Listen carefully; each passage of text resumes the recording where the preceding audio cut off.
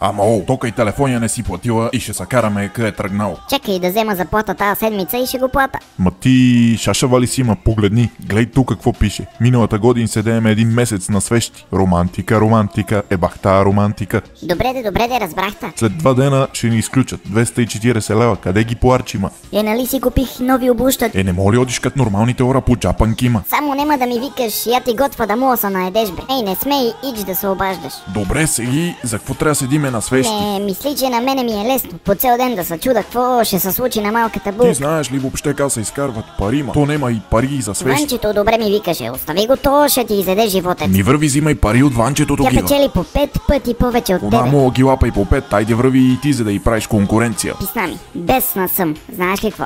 Знаеш. Ти нали знаеш всичко, метнала си са на майки си. Пустиняк, мръсен, долен, не мога да гледам бе. Ало, до гуша ми доде от тебе, до гуша. О, ти си най-страдалия. Колко си се измъчил. Кой нормален човек мога излее на глава с тебе, ма? Ей, ти понеже си един от най-нормалните хора.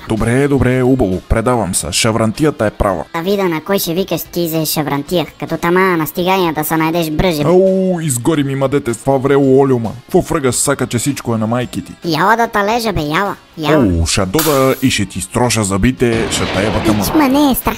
Край, сака ма Какви са развод. тия турски сериали, комши, от вас не мога да спи, бе. Кьопавия, какво сака от доле, бе? Ей, какво си се развикал, бе, изклесияк, да не са превеле пенсия? Какво сте ми закрекале нощеска, бе? Трябвало да зарана да вара рекия омезда. Я рекох, че млеко ще квасиш. Ей, келеше, какво сте се развикали, не мога да си догледам повторението на малката булка от вас. Лело, Любке, ти уяли ми дириш да се подаваш тука, ма. Ей, Георгиев, де легайте бе, де еба. Убаво, обаце, пия една рекия, еба жената и си легаме.